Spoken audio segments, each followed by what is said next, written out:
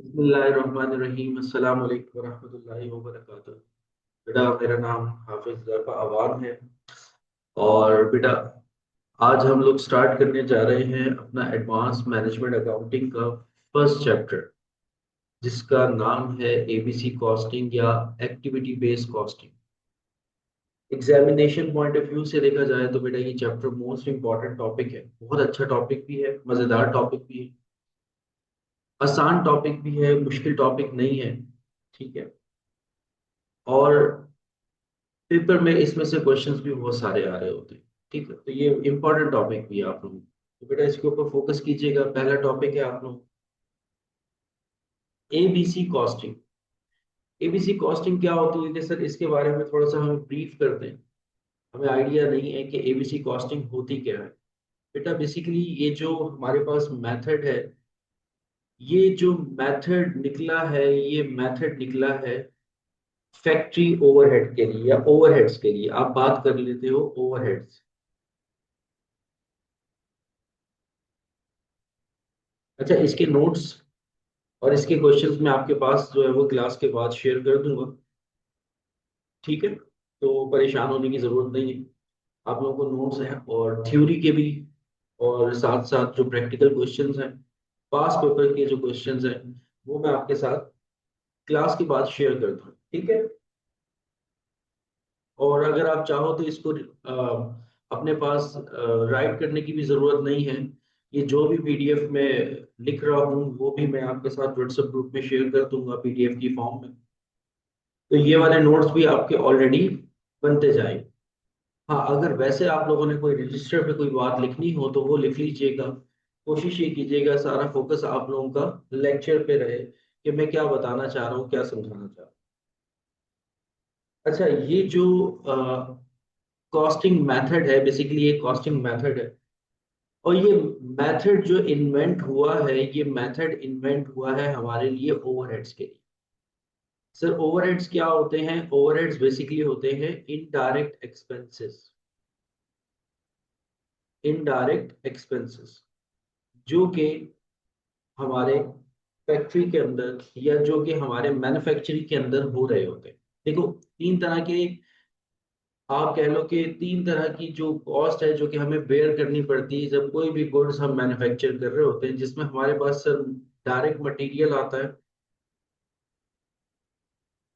Direct material, direct labour,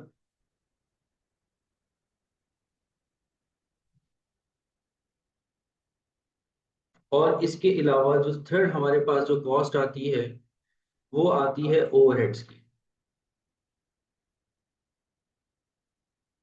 कोई भी product जब हम मैन्युफैक्चर करते हैं या किसी भी जॉब पे हम काम कर रहे होते हैं, तो इन तीन कॉस्ट को हमें जो है वो बेयर करना होता है, ये जरूरी होता है। अब मेरे बच्चों, ये जो डायरेक्ट मटेरियल है या ये जो डायरेक्ट लेबर है, ये बहुत आसान है एलोकेट करना। आपको पता है कि भाई कोई भी प्रोडक्ट आप बना रहे हो तो उसमें आपका मटेरियल कितना लग रहा है और आपकी लेबर कितनी लग रही है, ये इजीली आप इसको कैलकुलेट कर सकते हो। इसमें कोई इतनी बड़ी रॉकेट साइंस नहीं है। असल मसला आता है ओवरहेड्स की कैलकुलेशन के अंदर, क्योंकि ओवरहेड्स क्या है? ओवरहेड्स हैं इनडायरेक्ट एक्सपेंसेस। मटेरियल और लेबर ये तो डायरेक्ट एक्सपेंसेस हैं, लेकिन ओवरहेड्स के अंदर आपके पास इनडायरेक्ट एक्सपेंसेस आ जाते हैं। जैसे कि आपके पास इनडायरेक्ट मटेरियल आ जाता है, इनडायरेक्ट लेबर आ जाता है, जैसे कि आपके पास और भी इनडायरेक्ट एक्सपेंसेस हैं, जैसे कि इलेक्ट्रिसिटी का बिल हो गया जिसको हम यूटिलिटीज कहते हैं। हमारे पास यूटिलिटीज आ जाती हैं। और भी सब बेतहाशा एक्सपेंसेस होते हैं। हमारे पास रेंट आ जाता है फैक्ट्री का, हमारे पास हमारे एसेट्स का डेप्रिसिएशन आ जाता है, हमारे पास हमारे एसेट का डेप्रिसिएशन आ जाता है। तो सर बहुत सारे इनडायरेक्ट एक्सपेंसेस होते हैं। और ये इनडायरेक्ट एक्सपेंसेस ऐसे एक्सपेंसेस होते हैं कि जब तक मैन्युफैक्चरिंग होती रहती है तब तक ये आपको फेस करना पड़ते हैं। कभी इनडायरेक्ट मटेरियल लग रहा होता है, कभी इनडायरेक्ट लेबर लग रही होती है, कभी यूटिलिटीज एक्सपेंसेस होते हैं, कभी रेंट एक्सपेंसेस आते हैं, कभी आपका एसेट जो है वो डेप्रिशिएट हो रहा होता है। तो ये टाइम बाय टाइम ये सारे के सारे एक्सपेंसेस जो है वो आपको बेयर करना पड़ते हैं। ठीक है। अब क्योंकि ये सारे के सारे एक्सपेंसेस, ये जो आपके इनडायरेक्ट एक्सपेंसेस हैं, ये जो आपके ओवरहेड्स हैं, ये भी आपकी प्रोडक्ट का कॉस्ट का पार्ट है। आपकी प्रोडक्ट अगर मैन्युफैक्चर होगी तो विदाउट दीज एक्सपेंसेस ओवरहेड्स के बगैर आपकी प्रोडक्ट मैन्युफैक्चर नहीं हो सकती, आप तसव्वुर भी नहीं कर सकते। ये तीनों चीजें जो है वो नेसेसरी है, मटेरियल भी, लेबर भी और ओवरहेड भी। तो सर मटेरियल, हमें पता होता है कि मटेरियल का रेट क्या चल रहा है, इजीली हम अपनी प्रोडक्ट के अंदर एलोकेट कर देते हैं।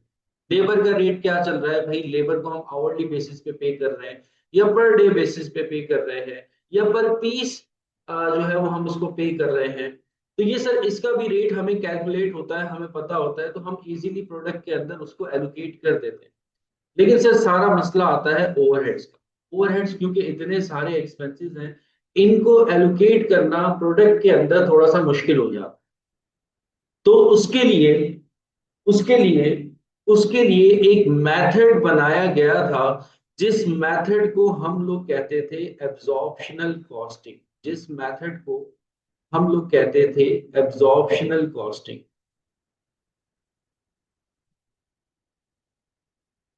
एब्जॉर्प्शन कॉस्टिंग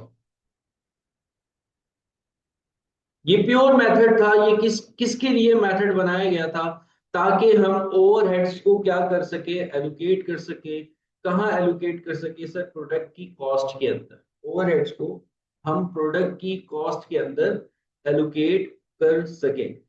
लेकिन सर एब्जॉर्प्शन कॉस्टिंग मेथड के अंदर होता क्या था, एब्जॉर्प्शनल कॉस्टिंग मेथड के अंदर होता क्या था, उसके अंदर ये होता था कि सर हम किसी किसी भी चीज को हम बेस बना लिया करते थे।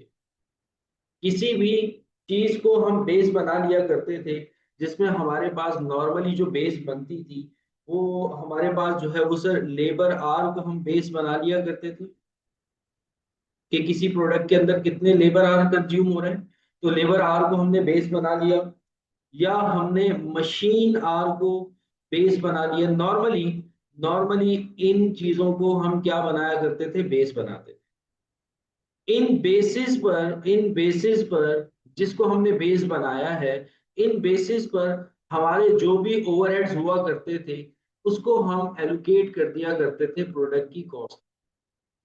बेस बनाने का मतलब ये है कि हम लेबर आर को बेस बनाते थे। हमने एक प्री डिटरमाइंड जो है वो एफओएच का रेट कैलकुलेट करके रखा हुआ था, कि जैसे कि लेट सपोज अगर मैं कोई प्रोडक्ट बना रहा हूँ, अगर मैं कोई प्रोडक्ट बना रहा हूँ, उस प्रोडक्ट के अंदर मेरा मटेरियल भी लग रहा है। सपोज कर लेते हैं कि उसके अंदर जो मेरा मटेरियल की जो कॉस्ट आ रही है वो 10 रुपीज आ रही है। ऐसे ही जो मेरी लेबर की कॉस्ट आ रही है, हम ये सपोज कर लेते हैं कि उसकी लेबर की कॉस्ट आ रही है 8 रुपीज, 1 यूनिट में बना रहा हूँ। अब ओवरहेड के लिए मैंने किसको बना दिया, लेबर आर को बेस बना दिया। तो लेबर आर का कंपनी ने ऑलरेडी एक रेट प्री डिटरमाइन जो है वो कैलकुलेट कर रखा होगा, कि अगर एक प्रोडक्ट बनाने में देखा जाएगा कि कितने लेबर आवर्स आपके कंज्यूम होते हैं। सपोज कर लो कि 2 आवर्स आपके कंज्यूम होते हैं, तो आपने एक रेट ऑलरेडी डिफाइन किया होगा। ये एब्जॉर्प्शनल कॉस्टिंग के अंदर रेट कैलकुलेट करना भी आता था। ये एफसीएमए के अंदर शायद आप लोगों ने पढ़ा हो, या इसके अलावा अगर कोई बच्चा एमबीए से आ रहा है या बीबीए से आ रहा है, तो उसने रेट को कैलकुलेट करना सीखा होगा। और अगर नहीं कैलकुलेट करना सीखा तो बेटा जो है वो परेशानी की बात नहीं है। यहाँ पर इसका कोई लिंक नहीं है, जस्ट मैं आप लोगों को एक कंसेप्ट देना चाह रहा हूँ। तो हमने रेट जो है वो सपोज कर लो कि कैलकुलेट कर रखा है फैक्ट्री ओवरहेड का या ओवरहेड्स का, कि अगर हमारा प्रोडक्ट मैन्युफैक्चर होता है तो उसको 1 यूनिट बनाने में कितने घंटे लग जाते हैं, 2 घंटे लग जाते हैं। और हमारा जो फैक्ट्री ओवरहेड का रेट है, हम ये सपोज करके चलते हैं कि पर आवर जो रेट है वो हम सपोज कर लेते हैं कि 3 रुपीज है। तो जितने घंटे लगे, जितने आवर्स कंज्यूम हुए, हम 2 को मल्टीप्लाई बाय 3 करके आंसर क्या आया, 6 आया। ये हमने ओवरहेड की रिपोर्टिंग कर दी और टोटल कर लिया, तो हमारे पास जो है वो प्रोडक्ट की कॉस्ट निकल आई, जो कि कितनी हो गई, आई थिंक 24 हो गई। ये मैंने आपको एक एग्जांपल दी है, ठीक है। ये क्या था बेटा, एब्जॉर्प्शनल कॉस्टिंग था। यहां पर आपने क्या किया, किसी एक चीज को आपने बेस बनाया, लेबर को बेस बनाया या मशीन आवर्स को बेस बनाया, और उस बेस पर आपके जितने भी ओवरहेड्स थे उनकी एलोकेशन कर दी अपनी प्रोडक्ट के अंदर। क्योंकि आपको पता है प्रोडक्ट के अंदर मटेरियल भी जा रहा है, लेबर भी जा रहा है और ओवरहेड भी जाएगा। अब जब ओवरहेड जाएगा तो ओवरहेड कितना जाएगा, अब जैसे रेंट है 1 लाख है, तो एक यूनिट के अंदर आप उसको कैसे डिस्ट्रीब्यूट करोगे, या यूटिलिटीज जो है वो आपकी सपोज कर लो 20,000 की है, तो ये 20,000 एक यूनिट के अंदर आप किस तरीके से एलोकेट करोगे, उसके लिए आपने एक रेट ऑलरेडी डिफाइन करके रख लिया कि ये हमारा रेट होगा। हम देखेंगे कि उस जॉब पर या उस प्रोडक्ट पर या उस प्रोसेस पर या उस डिपार्टमेंट पे हमारे जितने भी लेबर आवर्स कंज्यूम होंगे, हम उन लेबर आवर्स को मल्टीप्लाई करवा देंगे जो भी हमने रेट डिफाइन कर लिया है, या फिर हम मशीन आवर्स को मल्टीप्लाई करवा देंगे जितने भी मशीन आवर्स हमारे जो है वो क्या हुए हैं, और इस तरह से हमारा एफओएच आ जाता था और हम इसका टोटल कर लेते थे। That is called absorption costing. ये क्या था, एब्जॉर्प्शनल कॉस्टिंग था। ये था ओल्ड वर्जन, ये था ओल्ड वर्जन, पहले हुआ करता था, ओल्ड वर्जन पहले हुआ करता। तो जैसे जैसे वक्त बदलता गया, यहां तक बेटा आप लोगों को बात क्लियर हुई है मेरी? जी बेटा, इसकी रिकॉर्डिंग मिल जाएगी लाइव पर, इसकी रिकॉर्डिंग मिल जाएगी, लेकिन कोशिश ये करें कि लाइव क्लास लें। रिकॉर्डिंग आपके पास रहेगी, 6 महीने तक रहेगी। यहां तक बात क्लियर हुई सबको?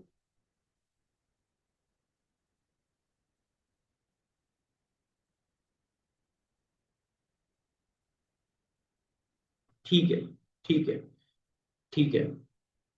अच्छा, फिर हुआ मसला क्या, जैसे जैसे हमने इस मेथड को अडॉप्ट करना शुरू किया, एब्जॉर्प्शन कॉस्टिंग को अडॉप्ट करना शुरू किया, तो यहाँ पर हमारे पास जो है वो कुछ इसके डिसएडवांटेजेस जो है वो निकलना शुरू हुए। जैसे कि यहाँ पर सर हमारे पास एक्यूरेसी जो थी वो मिसिंग हो गई। एक्यूरेसी जो है वो मिसिंग हो गई। अगर हम इस मेथड को अडॉप्ट करते हैं ओवरहेड की एलोकेशन के लिए, तो सर ये मेथड जो है वो एक्यूरेट हमें ओवरहेड निकाल कर नहीं देता। कैसे, कैसे आपको पता लगा कि ये मेथड जो है वो आपको एक्यूरेट ओवरहेड निकाल के नहीं देता? सर उसका रीजन ये है कि हमारी प्रोडक्ट जो है वो सपोज कर ले कि 3 प्रोसेसेस से निकल के निकलती है। प्रोसेस 1, पहले हमारा प्रोडक्ट यहाँ आता है, यहाँ पे कुछ मैन्युफैक्चरिंग होती है, फिर हमारा प्रोडक्ट सपोज कर लें कि इस प्रोसेस में जाता है, यहाँ पर कुछ मैन्युफैक्चरिंग होती है, फिर सपोज कर लीजिए कि यहाँ पर हमारा प्रोडक्ट प्रोसेस नंबर 3 में फाइनल स्टेज पे आता है, और फिर यहाँ पर हमारा प्रोडक्ट क्या हो जाता है, कंप्लीट हो जाता है। अब ये जो आपका प्रोसेस 1 है, सपोज कर लो कि ये एक ऐसा ऐसा प्रोसेस है जो कि लेबर इंटेंसिव है, लेबर इंटेंसिव है। सपोज कर लेते हैं लेबर इंटेंसिव का मतलब ये है कि यहाँ पे लेबर का बहुत ज्यादा काम होता है, यहाँ पर लेबर जो है वो बहुत ज्यादा यूज होती है। लेकिन सर जो हमारा प्रोसेस 2 है वो लेबर इंटेंसिव नहीं है। सपोज कर लेते हैं कि ये जो है वो मशीन मशीन इंटेंसिव है। सपोज कर लेते हैं कि ये मशीन इंटेंसिव है, मतलब कि यहाँ पर मशीनरी का ज्यादा काम हो रहा है। यहाँ पर लेबर का ज्यादा काम था, और यहाँ पर जो है वो किसका ज्यादा काम हो रहा है, मशीनरी का ज्यादा काम हो रहा है। ठीक है। और ये जो प्रोसेस नंबर 3 है, यहाँ पर दोनों का काम हो रहा है, लेबर का भी काम हो रहा है और मशीन का भी काम हो रहा है। 3 प्रोसेस से हमारी प्रोडक्ट निकल के भी फाइनल स्टेज पे आती है, जब हम उसको प्रोडक्ट को यूज कर सकते हैं, आगे सेल कर सकते हैं। लेकिन सर सपोज कर लें कि हमने बेस बनाकर रखा हुआ है जिसको लेबर आवर्स, हमने बेस बनाकर रखा हुआ है लेबर आवर्स को। तो सर जैसे कि आपने बताया कि प्रोसेस 1 है, तो प्रोसेस 1 लेबर इंटेंसिव है, मींस कि यहाँ पर लेबर के आवर्स ज्यादा होंगे। लेकिन जो प्रोसेस नंबर 2 है, ये लेबर इंटेंसिव नहीं है, ये मशीन इंटेंसिव है, तो सर यहाँ पर लेबर के आवर्स क्या होंगे, कम होंगे।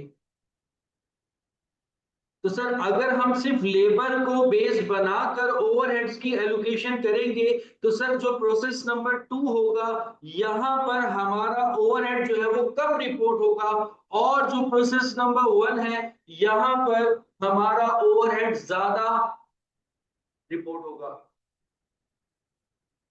तो इस वजह से एब्जॉर्प्शनल कॉस्टिंग के अंदर क्या थी, एक्यूरेसी नहीं थी कहीं पे, क्योंकि आप यहां पर बेस सिर्फ एक को बनाते हो, मशीन आर को बना दिया, लेबर आर को बना दिया, या लेबर रेट, लेबर आपने लेबर आर को मतलब कुछ ना कुछ 3-4 बेसिस आपने डिफाइन कर रखी होती हैं और उनको आप क्या करते हो, बेस बनाते हो।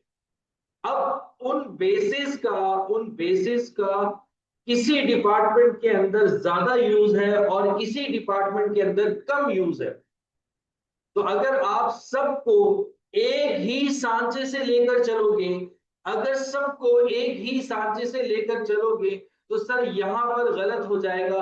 कुछ प्रोसेस के अंदर, कुछ डिपार्टमेंट के अंदर हमारा ओवरहेड जो है वो ज्यादा, वो ओवरहेड जो है वो ज्यादा रिपोर्ट होगा, और कुछ डिपार्टमेंट के अंदर हमारा ओवरहेड जो है वो कम रिपोर्ट होगा,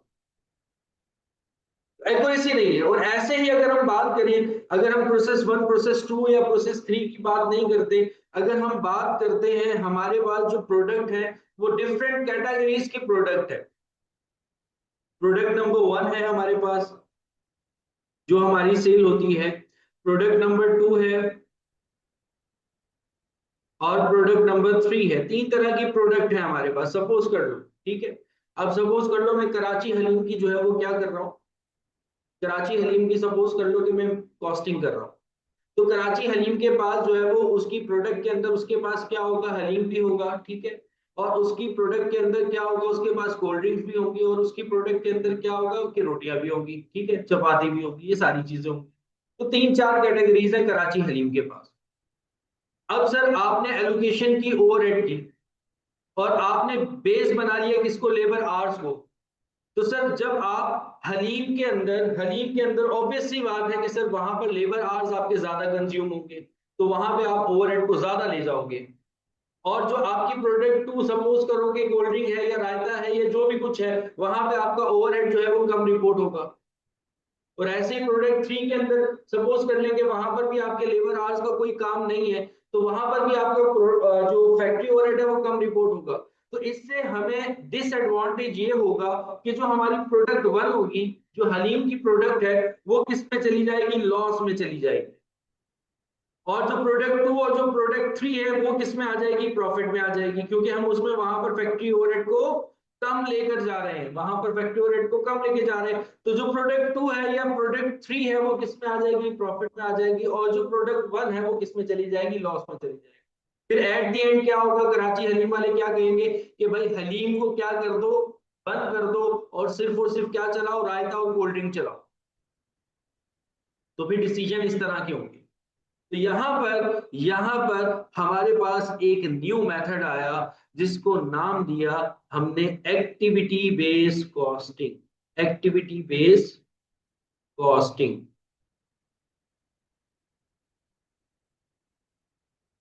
यहां पर हमने नाम दिया एक्टिविटी बेस्ड कॉस्टिंग का। एक्टिविटी बेस्ड कॉस्टिंग जो है वो ज्यादा एक्यूरेट आपको कैलकुलेशन करके देता है as compare to absorption costing. Absorption costing के देखो मैंने आपको डिसएडवांटेजेस कि ये डिफरेंट प्रोडक्ट्स अगर आपके पास हैं तो वहां पर आप इसके ऊपर रिलाय नहीं कर सकते हो, या फिर आपके पास डिफरेंट तरह के प्रोसेसेस हैं जो लेबर इंटेंसिव है, कुछ मशीन इंटेंसिव है, तो वहां पर भी आप एब्जॉर्प्शनल कॉस्टिंग के ऊपर रिलाय नहीं कर सकते। तो यहाँ पर आपने एक न्यू मेथड लेकर आए जिसका नाम दिया एबीसी कॉस्टिंग, जो कि आपके सिलेबस का पार्ट है। सिलेबस का पार्ट एब्जॉर्प्शन कॉस्टिंग नहीं है, सिलेबस का पार्ट क्या है, एक्टिविटी बेस्ड कॉस्टिंग। यहाँ पर सर हम क्या करेंगे, यहाँ पर सर हम बेस जो बनाएंगे वो एक्टिविटीज को बेस बनाएंगे। यहाँ पर हम जो बेस बनाएंगे वो हम एक्टिविटीज को बेस बनाएंगे, मतलब कि किस प्रोडक्ट पर क्या एक्टिविटी हो रही है उसको हमने उस प्रोडक्ट के लिए बेस बनाना है।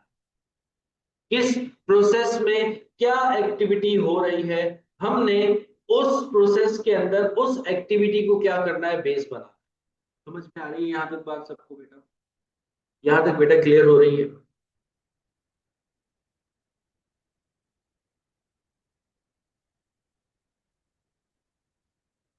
एब्जॉर्प्शनल कॉस्टिंग में क्या था, एक आपने बेस बनाई, अब वो आपने लेबर को बेस बना लिया या आपने मशीन आवर्स को बेस बना लिया, अब उसी बेस को आप हर प्रोडक्ट के अंदर यूज कर रहे हो। वो आपकी क्या है, ओल्ड वर्जन है एब्जॉर्प्शनल कॉस्टिंग। तो कुछ प्रोडक्ट जो है वहां पर यूटिलाइजेशन लेबर की कम होगी, कुछ प्रोडक्ट जो है वहां पर लेबर की यूटिलाइजेशन जो है वो ज्यादा होगी। ठीक है। तो जब आप एक ही चीज को बेस बनाओगे, जब आप मेरा बच्चा एक ही चीज को बेस बनाओगे, तो वहां पर क्या होगा, वहां पर मसले मसाइल पेश आना शुरू हो जाएंगे। तो कुछ प्रोडक्ट के अंदर आपका ओवरहेड ज्यादा चला जाएगा और कुछ प्रोडक्ट के अंदर आपका ओवरहेड जो है वो कम जाएगा।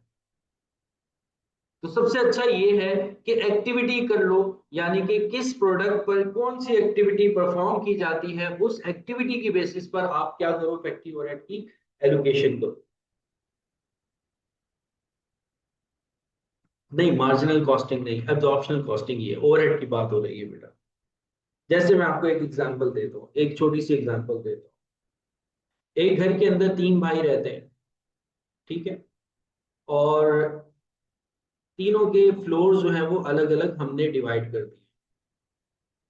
एक फ्लोर पे एक भाई रहता है, एक फ्लोर पे एक भाई रहता है, और एक फ्लोर पे एक भाई रहता है। ठीक है। अब ये जो साहब नीचे वाले फ्लोर पे रहते हैं, ये मैरिड है माशाल्लाह से, और इनके पांच बच्चे भी हैं। ठीक है। ये पांच बच्चे भी हैं माशाल्लाह से।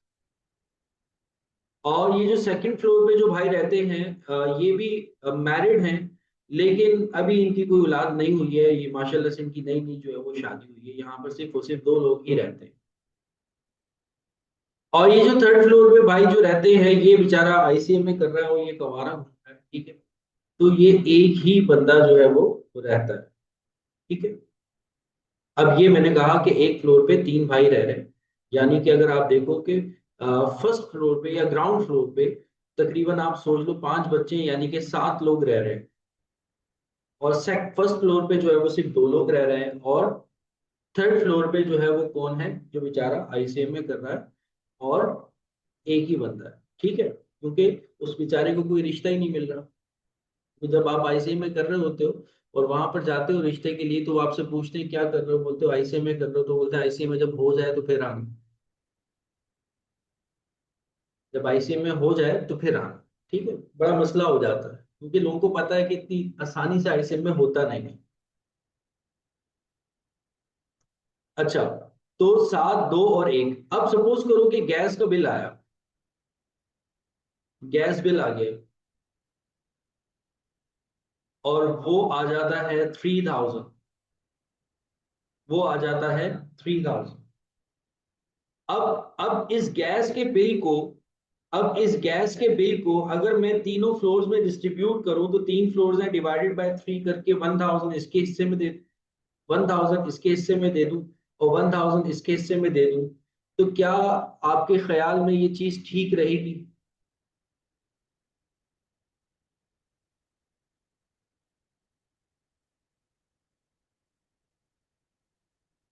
नहीं ना। तो अब अगर आप यहाँ पर देखो, यहाँ पर देखो, जो नीचे वाला जो भाई है जो कि ग्राउंड फ्लोर पे रह रहा है, उसको भी 1000 रुपए पे करने पड़ रहे हैं, और वो बेचारा जो ऑलरेडी आईसीयू में कर रहा है, अकेला बंदा, उसकी शादी भी नहीं हो रही, उसको भी 1000 रुपए पे करने पड़ रहे हैं। है ना। तो यहाँ पर ये वाला बंदा जो है वो किस में जा रहा है, नुकसान में जा रहा है। तो अब यहाँ पर एब्जॉर्प्शनल कॉस्टिंग, यानी कि आपने जो एक रेट डिफाइन कर दिया था कि भाई जितने फ्लोर्स हैं उन तीनों पे डिवाइड कर देंगे हम, इसको खत्म करो, इसको खत्म करो। एब्जॉर्प्शनल कॉस्टिंग का हरगिज मतलब ये नहीं है कि बेटा इक्वली डिवाइड करना है। ये मैंने आपको समझाने के लिए एक एग्जांपल दी है कि 1000 1000 रुपए तीनों में है, फ्लोर के हिसाब से मैंने डिवीजन की है। ठीक है। अब जब आप एक्टिविटी बेस्ड कॉस्टिंग पे आओगे, तो आपने कहा कि भाई गैस के बिल के साथ एक्टिविटी जुड़ी हुई है, मतलब कि खाना बनाना जुड़ा हुआ है। तो यहाँ पर सात लोग हैं, यहाँ पे दो लोग हैं, यहाँ पर एक लोग हैं। तो यहाँ पर आप एक्टिविटी बना लो, यहाँ पर आप एक्टिविटी बनाओ किस तरह की, यहाँ पर आप पर्सन्स में गैस के बिल को डिवाइड करो। मतलब कि अगर 3,000 का बिल है, 3,000 का बिल है, तो डिवाइडेड बाय 10 कर दो, क्योंकि टोटल कितने हैं 10। जितनी एक्टिविटी परफॉर्म की जा रही है उसके हिसाब से आप डिवाइड करो, तो आपके पास एक रेट आ जाएगा। ठीक है, 300 का पर पर्सन। तो जो पहले वाला है वो 300 रुपए देगा, और जो दूसरे वाला है वो कितने देगा, वो मेरे ख्याल में 600 रुपए दे देगा, और जो तीसरे वाला है वो 2100 देगा। अज्यूम कर लेते हैं। तो अब आपके हिसाब से एलोकेशन ठीक हुई कि नहीं हुई?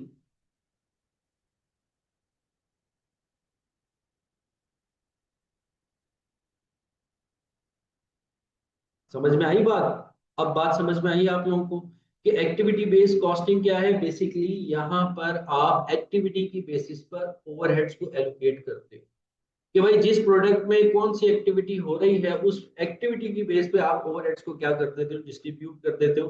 तो इससे आपको एक्यूरेसी जो है वो आ जाती है। और एब्जॉर्प्शनल कॉस्टिंग में क्या होता था, एक ही बेस होती थी, उसी से आप सबको डिवाइड कर दिया करते थे, उसी से ही आप सबको डिस्ट्रीब्यूट कर दिया करते थे। यहां तक बात क्लियर होगी सबको? और किसी बच्चे का कोई सवाल हो तो मुझसे पूछो।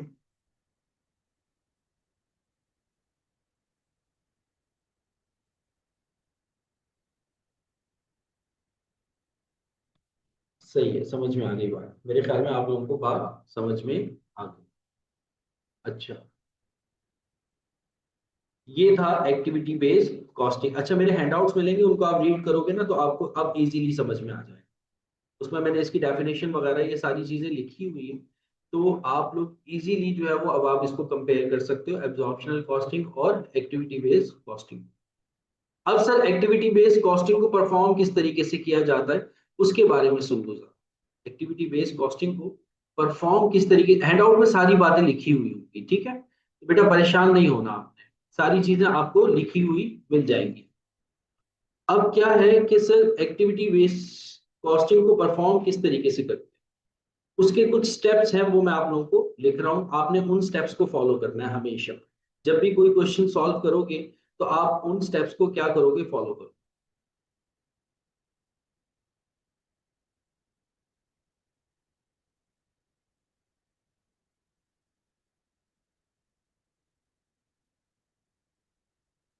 Step number one, steps in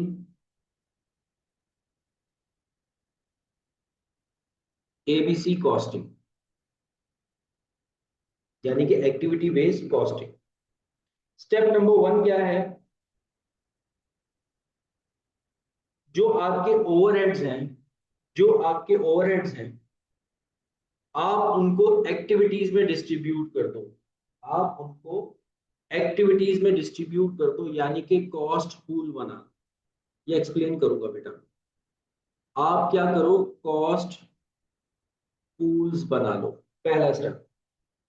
step number two है कि आप क्या करो, फिर कॉस्ट ड्राइवर निकालो, कॉस्ट ड्राइवर निकालो। फिर उसके बाद फिर उसके बाद स्टेप नंबर थ्री आ जाता है आपके पास, कॉस्ट ड्राइवर रेट निकालो, कॉस्ट ड्राइवर रेट निकालो। और फिर फोर्थ स्टेप आ जाता है कि आप क्या कर दो, एलोकेशन कर दो। ये चार स्टेप्स है पूरे एबीसी कॉस्टिंग के अंदर। अब इनको वन बाय वन हम पढ़ेंगे तो आपको ज्यादा अच्छे से समझ में आए। चार स्टेप्स हैं जो कि आपको परफॉर्म करने होते हैं। कुछ पेपर में ऐसा होता है कि कुछ स्टेप्स उन्होंने ऑलरेडी परफॉर्म किए हुए होते हैं, वो आपको परफॉर्म करने की जरूरत नहीं होती। कुछ स्टेप्स होते हैं जो कि परफॉर्म नहीं किए होते, वो आपको परफॉर्म करने की जरूरत है। ठीक है, चार स्टेप्स होते हैं एक्टिविटी बेस्ड कॉस्टिंग के अंदर। सबसे पहले आता है कॉस्ट पूल बनाना। कॉस्ट पूल बनाना, कॉस्ट पूल बनाने का मतलब ये है कि आपके जितने भी ओवरहेड्स हैं उनको एक्टिविटीज की बेसिस पर डिस्ट्रीब्यूट कर दो। आपके जितने भी ओवरहेड्स हैं आप उनको कॉस्ट पूल की बेसिस पर डिस्ट्रीब्यूट कर दो, जस्ट लाइक जैसे कि आपके पास जो है बिजनेस के अंदर आपको ऑर्डर्स भी रिसीव होते हैं, आपको ऑर्डर्स भी रिसीव होते हैं, आप डिलीवरी भी करते हो, आप अपने प्रोडक्ट की डिलीवरी भी करते हो, आप अपने प्रोडक्ट को स्टॉक भी करते हो, आप अपने प्रोडक्ट को स्टॉक भी करते हो, आप अपने कस्टमर से कस्टमर सर्विसेज भी दे रहे हो, यानी कि कस्टमर सपोर्ट भी दे रहे हो।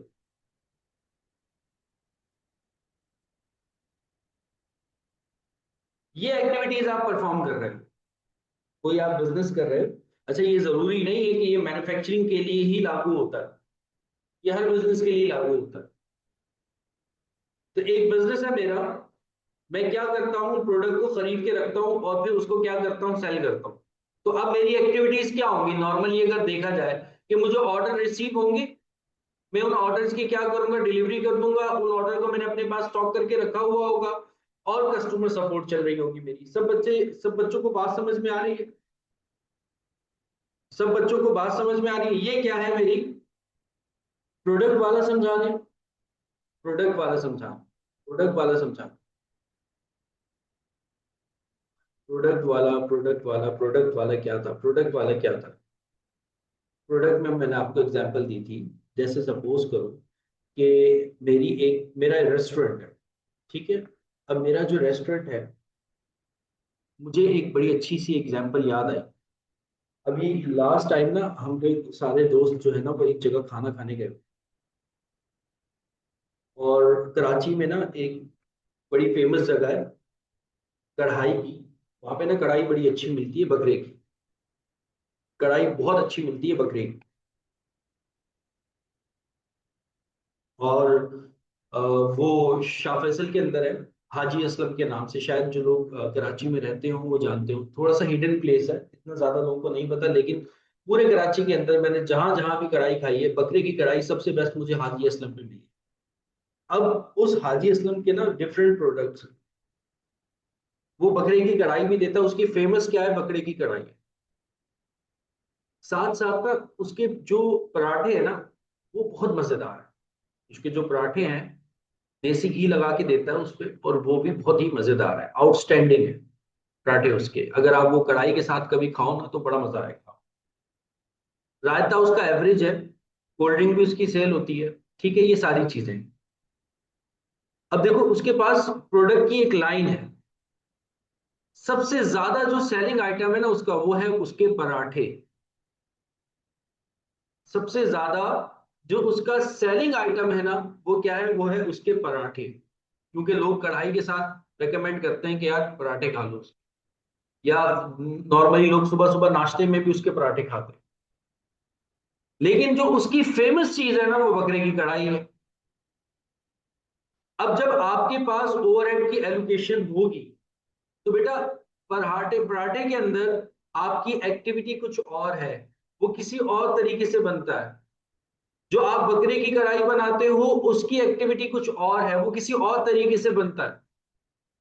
रायता में भी ऐसा हो कि वो जो है वो बना बना रायता जो है वो आगे सेल कर रहा हो, वो उसको बना भी ना रहा हो। कोल्ड ड्रिंक भी ऐसी आ रही है उसके पास। अब जब आप ओवरहेड की एलोकेशन करोगे ना मेरे बच्चों, वहां पर अगर आप ओवरहेड की एलोकेशन करोगे, तो बेटा किसी एक बेस को आप नहीं बना सकते, क्योंकि हर प्रोडक्ट के अंदर डिफरेंट टाइप्स ऑफ प्रोडक्ट जो है वो एक्टिविटी है।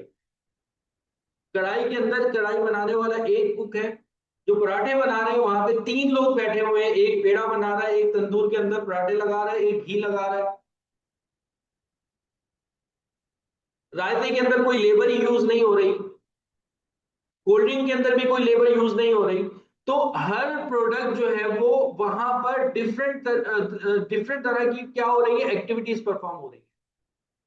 अब मेरे बच्चों जब वो बताएगा, ओवरहेड की एलोकेशन करेगा, तो क्या वो कोई एक फिक्स बेस को ले सकता है? आप बताओ, क्या वो किसी एक फिक्स बेस को ले सकता है कि यार सबको मैंने जो है वो लेबर आवर्स के ऊपर जो है वो डिस्ट्रीब्यूट करना ओवरहेड्स को? ऐसा पॉसिबल है? नहीं है ना, पॉसिबल ही नहीं है, डिस्ट्रीब्यूट ही नहीं कर सकता वो। तो यहां पर वो क्या करेगा, एक्टिविटीज देखेगा कि किस जगह पर किस प्रोडक्ट में क्या एक्टिविटीज हो रही है, ये किस बिजनेस के अंदर क्या एक्टिविटीज हो रही है, उन एक्टिविटीज को मैं बेस बनाता हूं और फिर मैं क्या करूंगा, ओवरहेड की एलोकेशन करूँ। तो ये होता है बेटा एक्टिविटी बेस्ड कॉस्टिंग, कि जहां पर सिर्फ एक को आप बेस नहीं बना सकते, जहां पर आप सिर्फ एक को बेस नहीं बना सकते, यहां पर एक्टिविटी बेस्ड कॉस्टिंग के अंदर आप डिफरेंट कॉस्ट पूल्स बना लेते हो। आप ये देखते हो कि आपके बिजनेस के अंदर कितनी कितनी तरह की एक्टिविटीज, क्या क्या होता है। जैसे कि मैंने अभी आपको एग्जांपल दी कि एक ट्रेडिंग बिजनेस में कर रहा हूं, तो मैंने यहाँ पर एक्टिविटीज के कॉस्ट पूल बनाए कि भाई मेरे पास ऑर्डर्स आते हैं, मैं डिलीवरी करता हूँ उन ऑर्डर्स की, मेरे पास जो है वो मटेरियल स्टॉक में रहता है, और मुझे कस्टमर सपोर्ट भी करना पड़ती है। तो ये ही मेरी एक्टिविटीज हैं, ये मेरे काम है बिजनेस के अंदर। तो मैंने उन कामों को क्या कर लिया, कॉस्ट पूल बना लिया। मैंने उन कामों को क्या कर लिया, कॉस्ट पूल बना लिया। पहला काम ये होता है एबीसी कॉस्टिंग के अंदर, कॉस्ट पूल बना लेना। जो जो एक्टिविटीज आपकी परफॉर्म की जा रही हैं आपके बिजनेस के अंदर, उन एक्टिविटीज को आप क्या बना लेते हो, कॉस्ट पूल बना लेते। पहली बात समझ में आई सबको, कॉस्ट पूल्स क्या होता है, कि जो एक्टिविटीज आपके बिजनेस में परफॉर्म की जाएंगी, उन एक्टिविटीज को आप क्या बना लेते हो, कॉस्ट पूल बना लेते हो।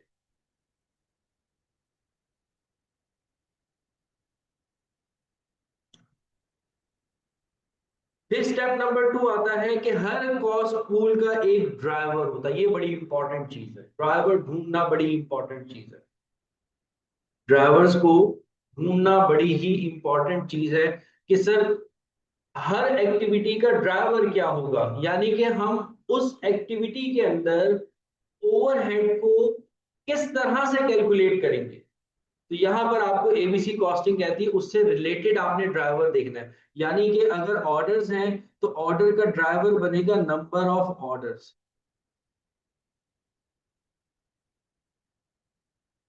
अगर डिलीवरी है तो यहां पर आपके पास जो ड्राइवर बनेगा वो बनेगा नंबर ऑफ डिलीवरीज।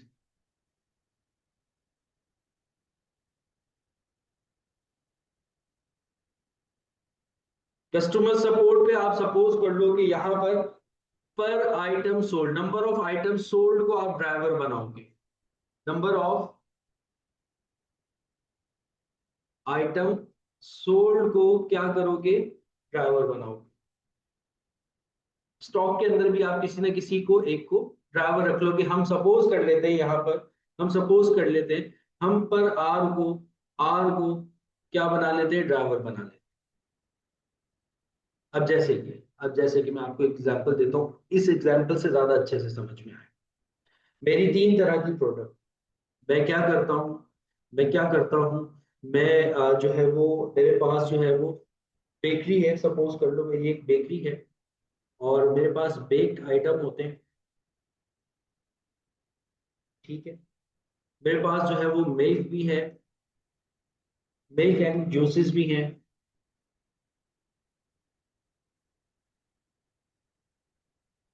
और मेरे पास जो है वो फ्रोजन आइटम है। ये 3 तरह के आइटम जो है वो मैं सेल करता हूँ। ये 3 तरह के आइटम्स मैं क्या करता हूँ, सेल करता हूँ। मेरे पास ये प्रोडक्ट है, 3 कैटेगरीज की प्रोडक्ट है, product number 1, product number 2, product number 3। मैंने ऊपर कॉस्ट पूल बना के रखा हुआ है कि भाई मेरे पास जो है ना वो ये एक्टिविटीज हैं, ऑर्डर मुझे मिलते हैं, डिलीवरीज मुझे देनी पड़ती हैं, फिर उसके बाद स्टॉक करता हूँ मैं, फ्रोजन आइटम को भी स्टॉक करता हूँ, बेक्ड आइटम को भी मैं स्टॉक करता हूँ, और कस्टमर सपोर्ट यानी कि नंबर ऑफ कस्टमर्स या नंबर ऑफ आइटम सोल्ड। अब होगा क्या, जो भी मेरे पास ओवरहेड होगा ना, जो भी मेरे पास ओवरहेड होगा, इन कॉस्ट पूल को मैं यहाँ लिखूंगा। ऑर्डर्स मेरे पास कितने, डिलीवरी मेरे पास कितनी, स्टॉक कितना है, कस्टमर सपोर्ट कितना है, ठीक है। ये चार तरह के मैंने अपने कॉस्ट पूल बनाकर रखे हुए थे, ये मेरे क्या है, कॉस्ट पूल है।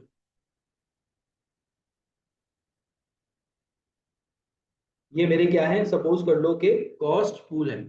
अब मैं ये देखूंगा इस बेक्ड आइटम के अंदर, इस बेक्ड आइटम के अंदर नंबर ऑफ ऑर्डर्स मुझे कितने मिले, क्योंकि ऑर्डर का ऑर्डर का जो कॉस्ट पूल है उसके अंदर ड्राइवर क्या है, number of item, number of orders. तो मैं देखूंगा बेक्ड आइटम के अंदर मुझे ऑर्डर्स कितने मिले, उन ऑर्डर्स की बेस पर इस ऑर्डर के कॉस्ट पूल को यानी कि ओवरहेड को मैं डिस्ट्रीब्यूट कर दूंगा, इसमें भी, इसमें भी, इसमें भी। जिसके ऑर्डर ज्यादा होंगे उसमें जो ऑर्डर के कॉस्ट पूल के अंदर जो ओवरहेड पड़ा हुआ होगा उसको मैं ज्यादा डिस्ट्रीब्यूट करूंगा, जिसमें कम होंगे उसमें मैं कम डिस्ट्रीब्यूट करूंगा, जिसमें एवरेज होंगे उसमें मैं एवरेज डिस्ट्रीब्यूट करूंगा। जैसे कि सपोज कर लो कि एक कॉस्ट पूल है मेरा डिलीवरी का, डिलीवरी में भी मेरा एक्सपेंस आता है 6,000 का, सपोज कर लो कि एक्सपेंस आया, सपोज कर लो कि 6,000 का एक्सपेंस आया। अब इस 6,000 का एक्सपेंस जो है वो मैंने क्या करना है, इन तीनों में डिस्ट्रीब्यूट करना है। तो मैं क्या देखूंगा कि भाई कॉस्ट पूल किसका है, डिलीवरी का है। तो इसमें ड्राइवर मेरा क्या था, इसमें ड्राइवर था नंबर ऑफ डिलीवरीज। जिस ऑर्डर की नंबर ऑफ डिलीवरीज ज्यादा होंगी ओवरहेड को उसमें इतना ज्यादा डिस्ट्रीब्यूट कर दूंगा, जिसकी कम होगी उसमें कम डिस्ट्रीब्यूट कर। बात समझ में आ रही है आप लोगों को?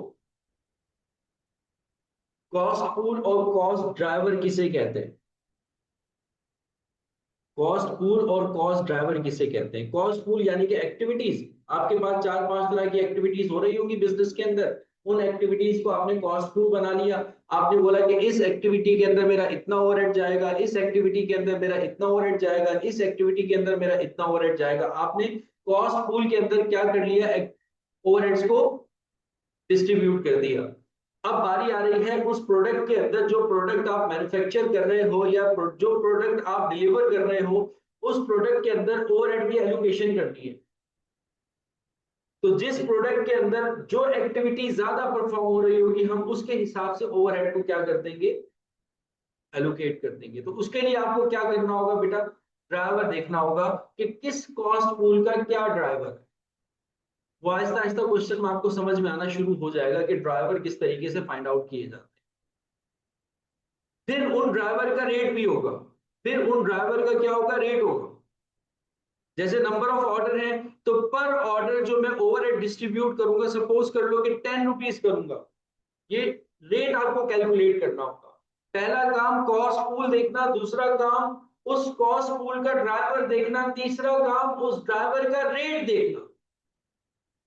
और फिर जो लास्ट आपके पास स्टेप होता है उसमें आप ओवरहेड की क्या कर देते हो, एलोकेशन।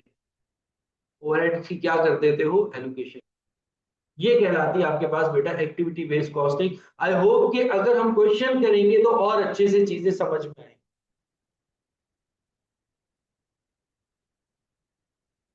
अभी के लिए आप याद कर लो बेटा, पहला काम आपको क्या करना है, कॉस्ट पूल देखने हैं। दूसरा काम आपको क्या करना है, उन कॉस्ट पूल के ड्राइवर आपको ले लेने हैं कि भाई उस कॉस्ट पूल के ड्राइवर कौन होंगे। तीसरा काम आपको क्या करना है, उन ड्राइवर्स के रेट निकालने हैं।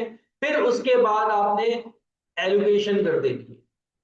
जिस प्रोडक्ट में, जिस डिपार्टमेंट में जितनी एक्टिविटी परफॉर्म की जा रही होगी उन एक्टिविटीज के हिसाब से हम एलोकेशन। समझ में आई यहां तक बात बेटा? क्वेश्चन करूं, ज्यादा अच्छे से क्लियर होगा आप लोगों को।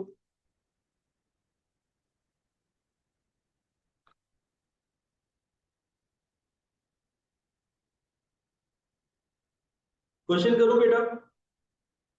अच्छा बेटा एक और चीज सुन लो, पेपर में क्या होता है, बच्चे कैसे कंफ्यूज होते हैं। कुछ क्वेश्चंस में ऐसा होता है कि कॉस्ट पूल्स आपको गिवन होते हैं, आपने कॉस्ट ड्राइवर फाइंड आउट करके उनका रेट निकालना होता है और फिर एलोकेशन करनी है। कुछ क्वेश्चंस में ऐसा होता है कि कॉस्ट पूल कॉस्ट ड्राइवर आपको दे देता है,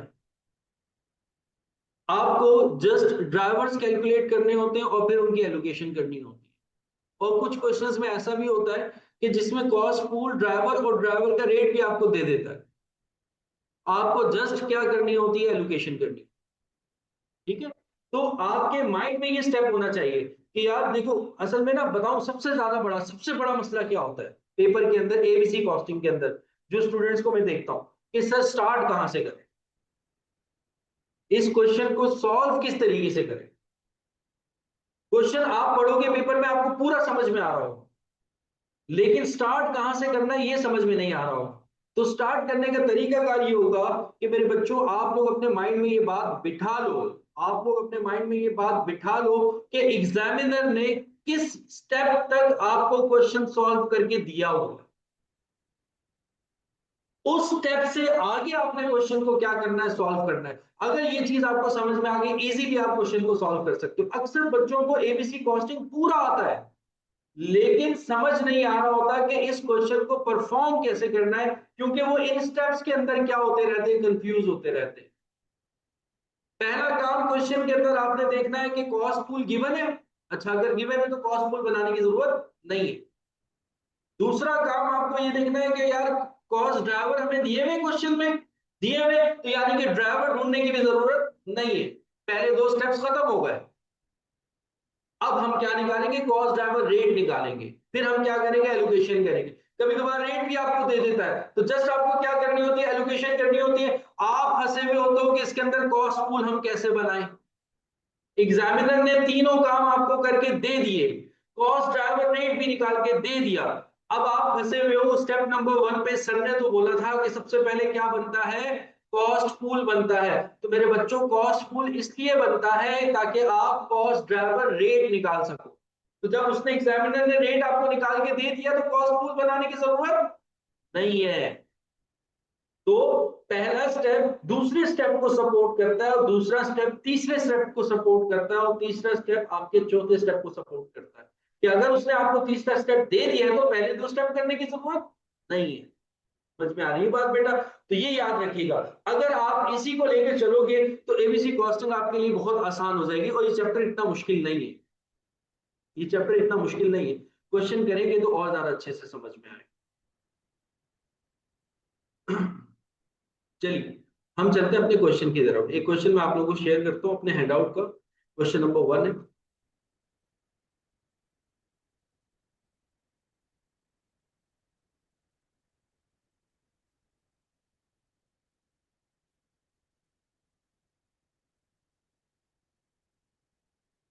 एक मिनट बेटा, मैं आप लोगों के साथ क्वेश्चन को शेयर कर रहा हूँ।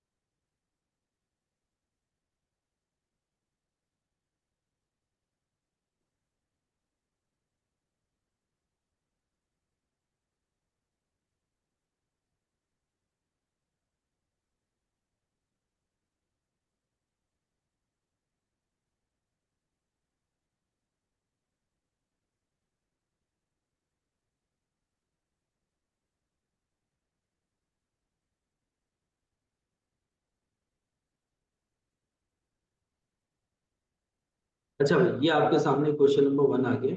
इसको ध्यान दो। सब बच्चों के पास स्क्रीन क्लियर हो रही, सब बच्चों को नजर आ रहा है क्वेश्चन? यार बल्कि थोड़ा सा आप लोगों को डल नजर आ रहा होगा। एक मिनट, मैंने इसको और अच्छा क्लियर करता हूँ।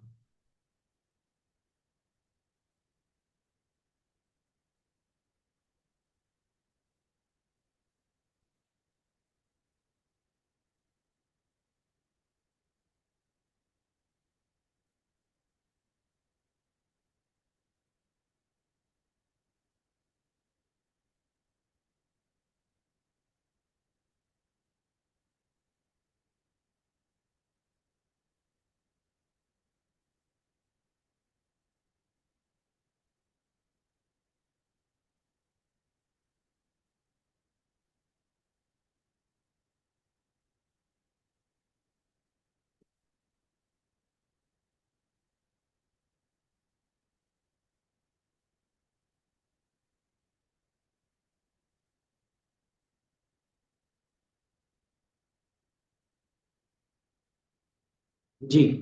तो ये क्वेश्चन है बेटा, आप लोगों को मेरे ख्याल में नजर आ रहा होगा। आपको नजर आ रहा है क्वेश्चन नंबर 1?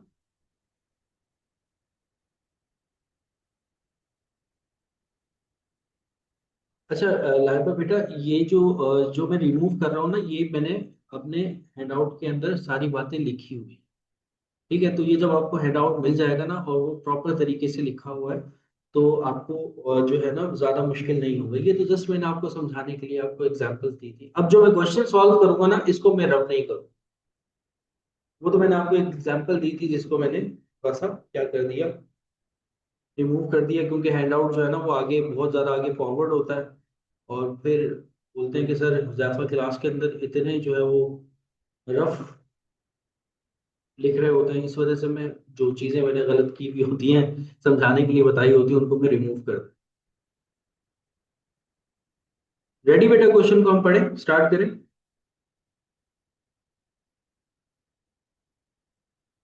क्वेश्चन को स्टार्ट करने से पहले बेटा, 4 स्टेप्स मुझे सारे बच्चे एक दफा टाइप करके बता दो। 4 स्टेप्स सारे बच्चे मुझे एक दफा टाइप करके बता दो, जल्दी से। क्वेश्चन को स्टार्ट करने से पहले 4 स्टेप्स मेरे बच्चों मुझे जरा टाइप करके बता दो, सारे बच्चे।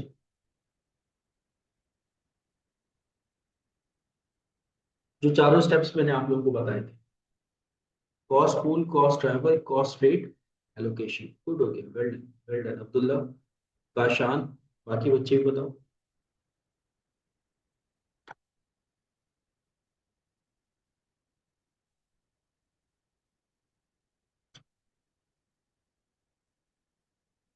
ठीक है जी, ठीक है जी, ठीक है। बाकी बच्चे भी बताओ बेटा, जल्दी से। Cost pool, cost travel, cost rate, आना, एलोकेशन। ठीक है जी, ठीक है जी, ठीक है, ठीक, ठीक है। अच्छा, नेक्स्ट टाइम से बेटा कोशिश ये कीजिएगा अपने नाम से आए। ठीक है, ये जो आप लोगों के नाम हैं, नाम से आए, ताकि मुझे कॉल करने में थोड़ी आसानी हो, मुझे पता भी हो कौन सा बच्चा जो है वो मेरी क्लास ले रहा है, कौन सा नहीं ले।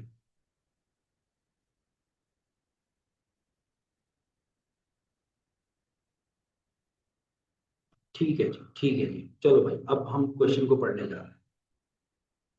यहाँ पे आपको बता रहे हैं कि ABC retail product line probability family supermarket decide to apply ABC costing, ABC analysis to 3 product lines: baked goods, milk and fruit juice, and frozen food। यहाँ पे वो आपको बता रहे हैं कि ये इनका एक फैमिली बिजनेस है। ठीक है, फैमिली सुपरमार्केट के नाम से। और ये अब चाह रहे हैं कि हम क्या करें कि एबीसी एनालिसिस करें। और इनकी 3 प्रोडक्ट लाइन है। पहली प्रोडक्ट है इनकी बेक गुड्स, दूसरी प्रोडक्ट है इनकी मिल्क एंड फ्रूट जूस, और तीसरी प्रोडक्ट है इनकी फ्रोजन फूड्स। ये 3 आइटम्स हैं इनके पास, ये 3 आइटम्स हैं इनके पास। बेटा फोकस कीजिएगा, पहला क्वेश्चन है बेटा, सबका फोकस चाहिए। ठीक है, सर्दियां हैं मुझे पता है, रजाइयों के अंदर और कंबल के अंदर तुम लोग बैठे हुए होगे, लेकिन थोड़ा सा फोकस करो, फोकस करो, फोकस करो।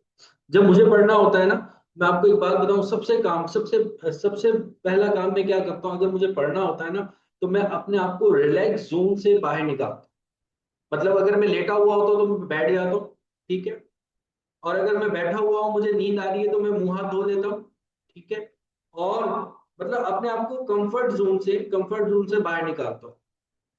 और मतलब खाना भी मैंने नहीं खाया हुआ होता, और फिर मैं पढ़ रहा होता, ज्यादा फोकस आता है। ठीक है, अपने आप को कंफर्ट जोन से बाहर निकालोगे तो अच्छे से समझ में आएगा। It identifies 4 activities and activity cost rate for each activity as follow. अब मेरे बच्चों देखो, कह रहा है कि इनकी 4 एक्टिविटीज हैं: ordering, delivery, shelf stocking, customer support and assistant. ये 4 एक्टिविटीज हैं। ये 4 एक्टिविटीज मतलब क्या है, क्या बता दिए इन्होंने? 4 एक्टिविटीज क्या बता दी इन्होंने? कॉस्ट पूल बता दिया, अब्दुल्ला गुड, वेल डन बेटा, जीते रहो, जीते रहो। गुड हो गया, वेल डन। कॉस्ट पूल बता दिया इसने। जब कॉस्ट पूल बता दिया जब कॉस्ट पूल बता दिया तो कॉस्ट पूल बनाने की जरूरत नहीं है, पहला काम उसने कर दिया। दूसरा वो कह रहा है कि इन एक्टिविटीज के रेट्स भी हैं। वो रेट्स क्या है देखो, ऑर्डरिंग के जो ड्राइवर है वो है परचेज ऑर्डर, डिलीवरी का जो ड्राइवर है वो क्या है डिलीवरी, शेल्फ स्टॉकिंग के जो ड्राइवर है वो क्या है आग, कस्टमर सपोर्ट एंड असिस्टेंट का जो ड्राइवर है वो है आइटम सोल्ड। तो इसने ड्राइवर भी बता दिया आपको। और मजे की बात देखो, इन ड्राइवर्स का रेट भी आपको बता दिया 180, 20, 0.20। तो तीनों चीजें आपको क्वेश्चन में बता दी। अब जस्ट आपको क्या करनी है, अब जस्ट आपको क्या करनी है,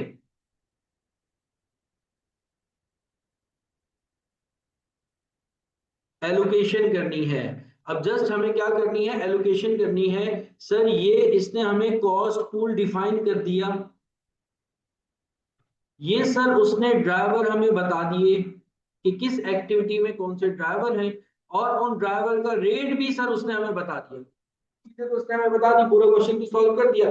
अब कोई बच्चा इस क्वेश्चन के अंदर कॉस्ट पूल को ढूंढ रहा है तो मेरे ख्याल में सबसे बड़ी बेवकूफी कर रहा है। या कोई बच्चा अगर ड्राइवर ढूंढ रहा है तो वो सबसे बड़ी बेवकूफी कर रहा है। वो पहला काम क्या करेगा, सर ने कॉस्ट पूल बनाना सिखाया था, चलो कॉस्ट पूल बनाते हैं। भाई कॉस्ट पूल दे दिया आपको क्वेश्चन, कॉस्ट ड्राइवर भी दे दिया उसने आपको, ड्राइवर रेट भी उसने आपको दे दिया। तो मेरे बच्चों अब ये सारा काम करने की जरूरत नहीं है। ठीक है, अगर आप ये वाला काम करने लग गए क्वेश्चन कभी सॉल्व नहीं होगा। जब रेट उसने निकाल कर दे दिया आपको, जब रेट उसने आपको निकाल कर दे दिया, तो मेरे बच्चों अब वो रेट उसने जैसे निकाला होगा वो निकाला होगा, वो रेट वाली चीजें आपको थोड़ी देगा। ठीक है, तो अब आगे क्या कह रहा है, आगे कह रहा है the revenue, cost of goods sold, store support and activity areas, uses of three product line are as follows. ठीक है, अब वो आपको बता रहे हैं, अब वो आपको बता रहे हैं बेटा, एक मिनट एक मिनट।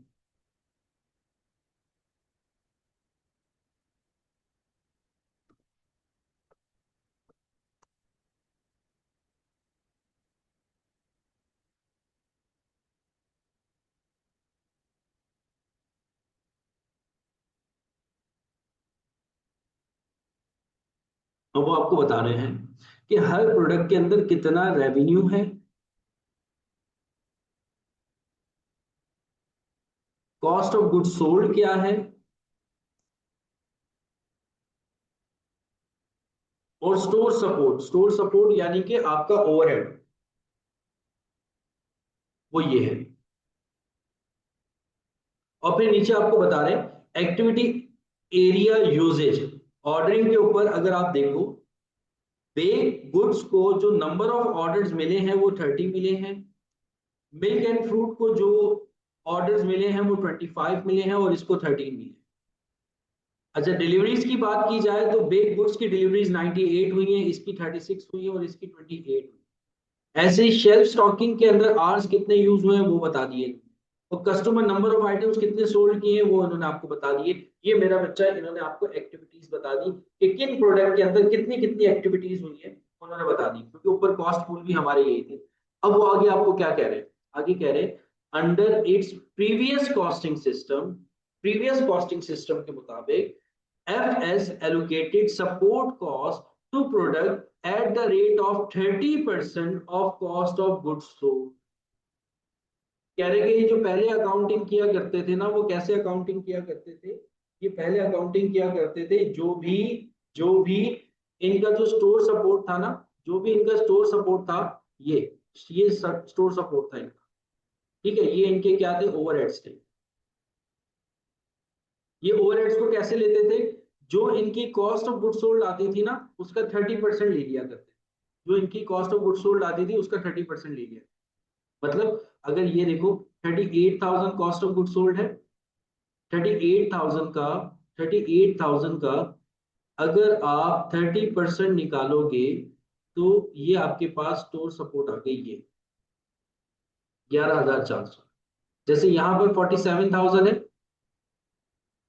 47,000 का कॉस्ट ऑफ गुड सोल्ड, इसका 30% निकालोगे तो आपके पास ये वाली स्टोर सपोर्ट आ जाएगी 14,100।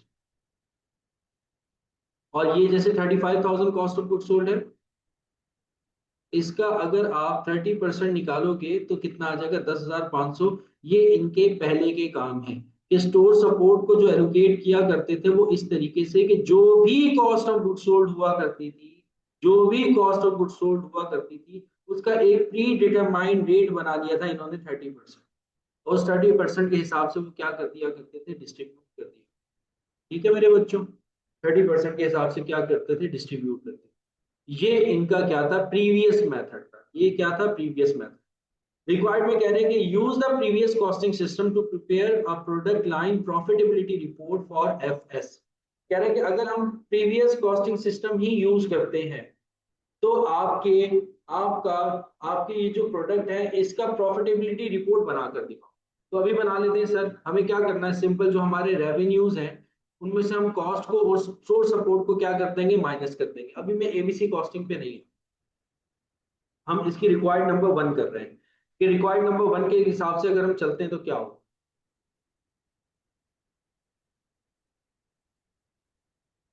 सर अगर हम रिक्वायर्ड नंबर 1 के हिसाब से चलते हैं, जो हमारा ओल्ड मेथड है, जो हमारा ओल्ड मेथड है, जो हमारा प्रीवियस मेथड है।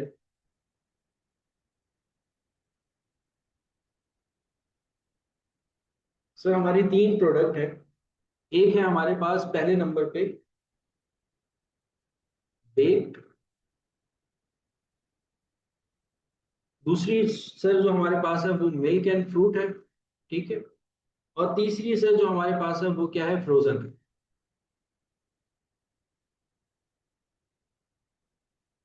ये 3 आइटम। सर इनके रेवेन्यू जो है वो इन्होंने क्वेश्चन में दी हुई है। रेवेन्यू है सर 57,000 पहले का है, दूसरे का रेवेन्यू है 63,000 और तीसरे का है 52,000। ठीक है।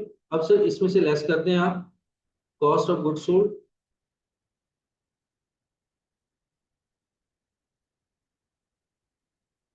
Cost of good sold sir 38,000,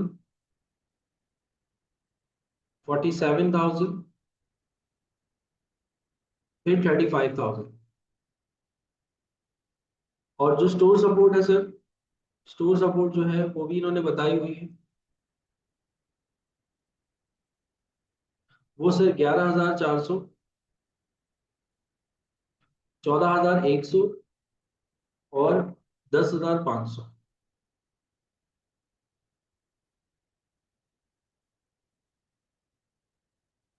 sir profit आ जाएगा, प्रॉफिट निकाल के बताइएगा सारे बच्चे कितना कितना।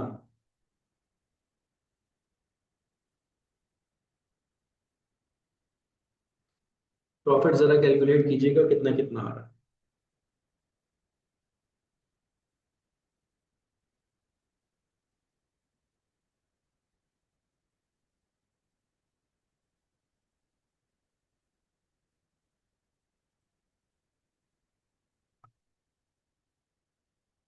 सर प्रॉफिट आ रहा है 7,600 किसी ने बताया, दूसरे का प्रॉफिट आ रहा है 1,900 और तीसरे का प्रॉफिट आ रहा है 6,500।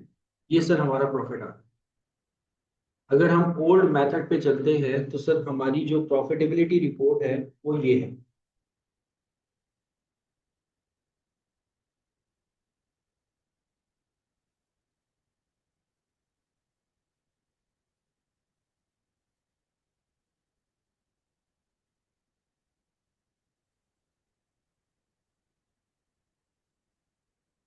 वो सर ये है, प्रॉफिटेबिलिटी रिपोर्ट हमारी ये है।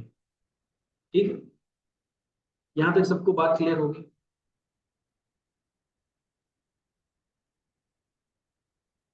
ठीक है, सही है सर। तो सर इसके हिसाब से देखिए, हमारी जो प्रोडक्ट मिल्क वाली है ना, ये पहले नंबर पे, इसमें सबसे ज्यादा प्रॉफिट हुआ 1,900 रुपये।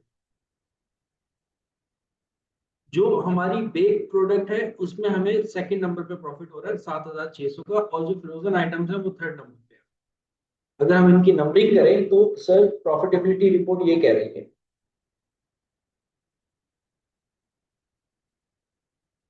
सॉरी सॉरी सॉरी, 7,000 था। सॉरी सॉरी, ठीक कर रहा हूँ।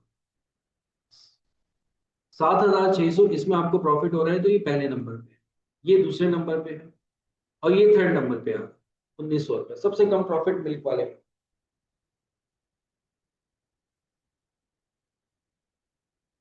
क्लियर होगी यहाँ तक बात बेटा?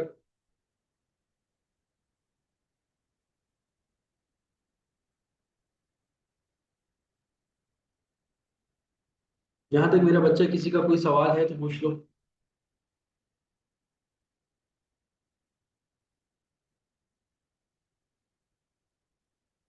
सबको क्लियर, सबको क्लियर, सबको क्लियर। ठीक है जी, ऑल ऑल सेट। चलो, अब आ जाओ, नेक्स्ट क्या है? नेक्स्ट क्या है? नेक्स्ट रिक्वायर्ड वो आपसे कह रहे हैं कि use the ABC system to prepare product line profitability report. ठीक है, अब आपको क्या करना है? अब आपको क्या करना है? एबीसी कॉस्टिंग मेथड यूज करना है। एबीसी मेथड जो है वो यूज करना है, और इससे आपने प्रॉफिटेबिलिटी रिपोर्ट बनाना।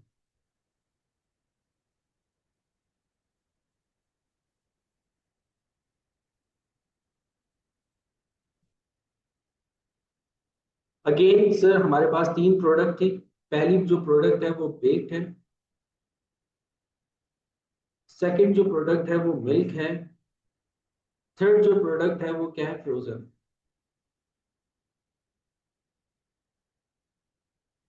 इसका सर जो रेवेन्यू है वो तो सेम रहेगा, 57,000, 63,000 और 52,000। ठीक है, कॉस्ट ऑफ गुड सोल्ड भी सबकी सेम रहेगी। Cost of good sold, sir cost of good sold है सर 38,000, सर 47,000 और 35,000। ये माइनस करेंगे सर, सिर्फ अभी cost of good sold minus कर रहा हूँ। सर 19,000 आ जाएगा, 57 में से 38 गया, 16,000 आ जाएगा, 63 में से 47 गया, और 52 में से जब 35 माइनस करोगे तो इंशाल्लाह 17,000। यहाँ तक बात क्लियर हो गई सबको?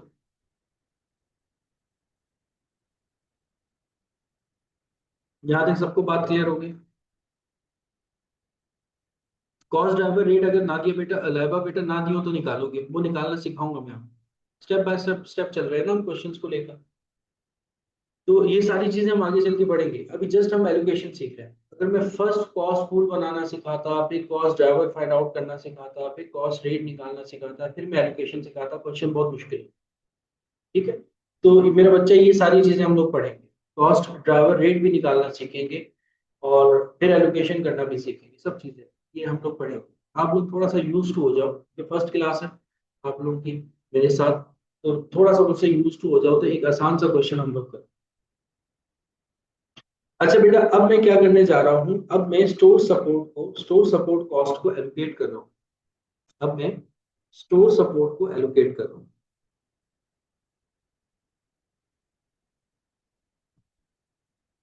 पहले जो था वो मैं 30% of cost of goods sold ले लिया करता था ओल्ड में।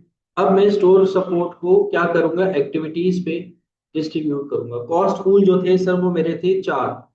कौन कौन से थे sir? Ordering, delivery, shelf stocking और कस्टमर सपोर्ट, ये मेरे कॉस्ट पूल है। ऑर्डरिंग,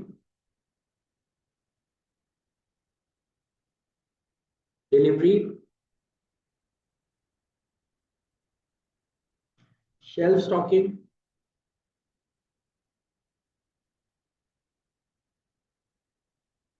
और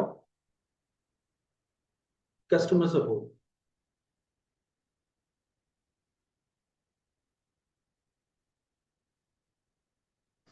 अब सर हम इनमें एक्टिविटीज देख लेते हैं, इन तीनों प्रोडक्ट में एक्टिविटीज देख लेते हैं। ऑर्डरिंग के अंदर सर हमारा ड्राइवर जो है वो क्या है?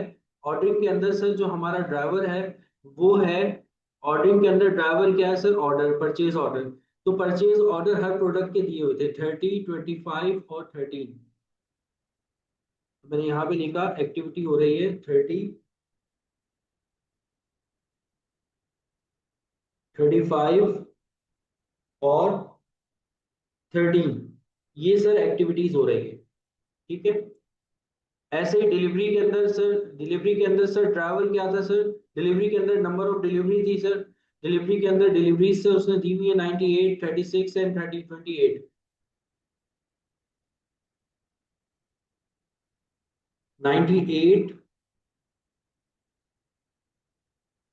36 एंड 28, ये सर एक्टिविटीज हो रही है। शेल स्टॉकिंग के अंदर सर आर्स हमारे पास थे, आर्स उसने दे दिए सर हमें 183, 166 और 24।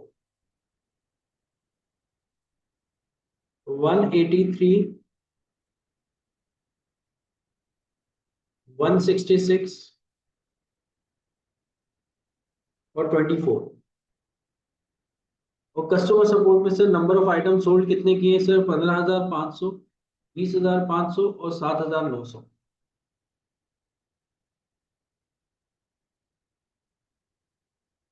15,500,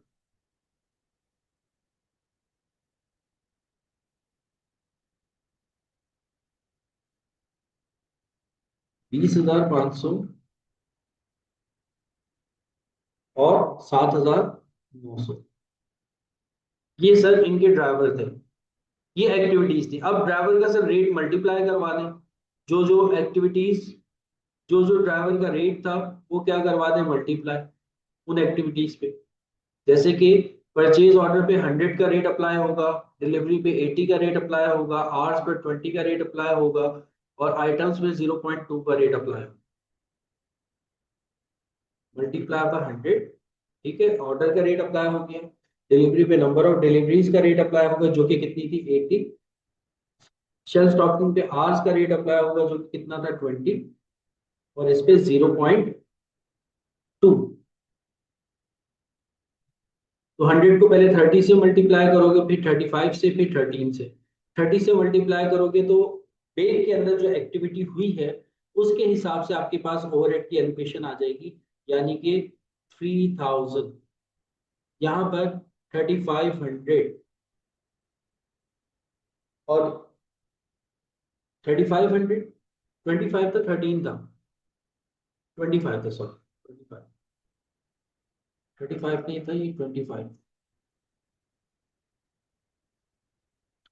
और ये 1300। सेम 80 को अंदर मल्टीप्लाई करवाते जाओगे, 7840, 2880, 2240। ऐसे ही 20 के साथ मल्टीप्लाई करवाते जाओगे,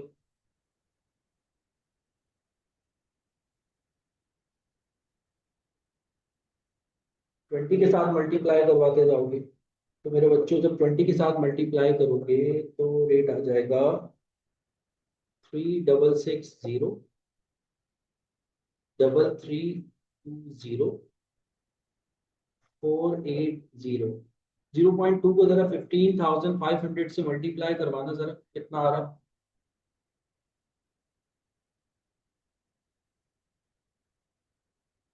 3,100 आ रहा है। 20,500 से जरा मल्टीप्लाई करवाओ तो 4,100 आ रहा है, और 7,900 से जब मल्टीप्लाई करवाओगे तो 1,580 आ रहा है। तो ये बेटा हमने क्या की है, that is called allocation, that is called allocation,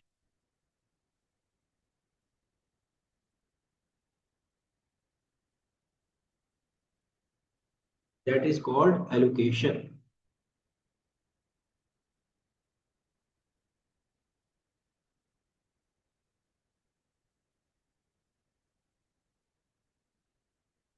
किसी बच्चे का कोई सवाल हो तो बेटा पूछ लीजिए मुझसे।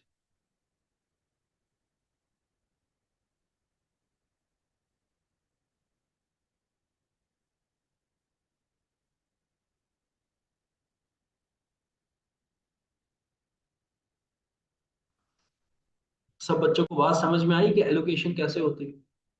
देखो अब कितना आसान था क्वेश्चन, कि अगर आप ये आइडेंटिफाई कर लो कि हमें किस स्टेप पे उसने हमें छोड़ा है, अगर आप ये आइडेंटिफाई कर लो कि हमें उसने किस स्टेप पे छोड़ा है। अभी जस्ट मैंने क्या की है, एलोकेशन की है। अगर किसी बच्चे ने सर हुजैफा की क्लास अगर ना ली होती, तो वो तो अभी क्या कर रहा होता, कॉस्ट पूल ढूंढ रहा होता। वो क्या कर रहा होता, कॉस्ट ड्राइवर ढूंढ रहा होता। वो क्या कर रहा होता, cost driver rate find out कर रहा होता, है ना। तो पहला काम मेरे बच्चों ये देख लेना किस स्टेप पे आपको वो क्वेश्चन के अंदर छोड़ रहा है। आपको वहीं से ही आगे कंटिन्यू करना है, पिछले स्टेप्स को करने की जरूरत नहीं है। उसने कॉस्ट पूल बना लिए, उसने ड्राइवर फाइंड आउट कर लिए, ड्राइवर का रेट निकाल लिया। अब जब ड्राइवर का रेट निकल लिया तो हमने सिर्फ और सिर्फ जस्ट क्या करना है, एक्टिविटी बेसिस के ऊपर डिस्ट्रीब्यूट कर देना। बहुत आसान क्वेश्चन होंगे। अब अगर देखें हम, हमारा टोटल जो स्टोर सपोर्ट आ रहा है वो कितना आ रहा है, अगर हम इन सारे एक्सपेंसेस का अगर टोटल करते हैं, स्टोर सपोर्ट कितना आ रहा है जरा देख लेते हैं। ये स्टोर सपोर्ट के एक्सपेंसेस को अगर आप टोटल करो,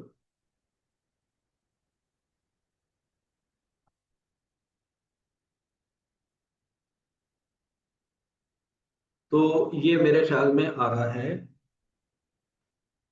17,600। और ये आ रहा है 12,800। और ये आ रहा है 5,600। ठीक है। अब ये जो हमने पहले कॉस्ट ऑफ गुड सोल्ड में से निकाल के रखा हुआ था, प्रॉफिट जिसको आप ग्रॉस प्रॉफिट भी कहते हो, अब आप इसमें से जरा ये आप अपनी स्टोर की कॉस्ट माइनस करो। स्टोर कॉस्ट आ गई आपके पास, स्टोर सपोर्ट कॉस्ट आ गई।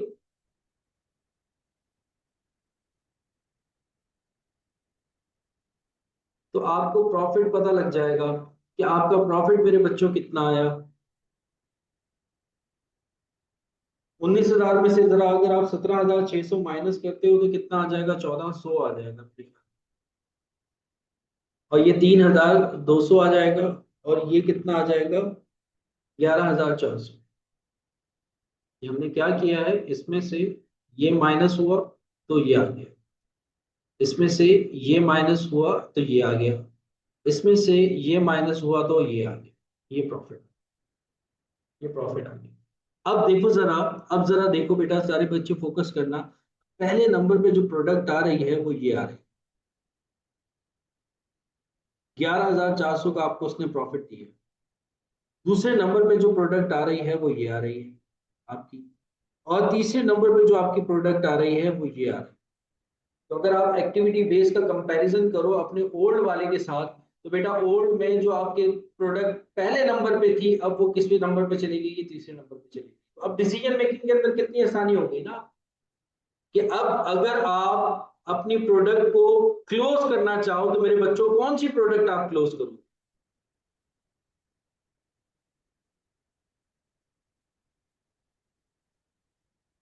थर्ड प्रोडक्ट तो करोगे, लेकिन उसका नाम क्या है, जो आपकी बेक प्रोडक्ट है उसको, जो आपकी बेक प्रोडक्ट है उसको,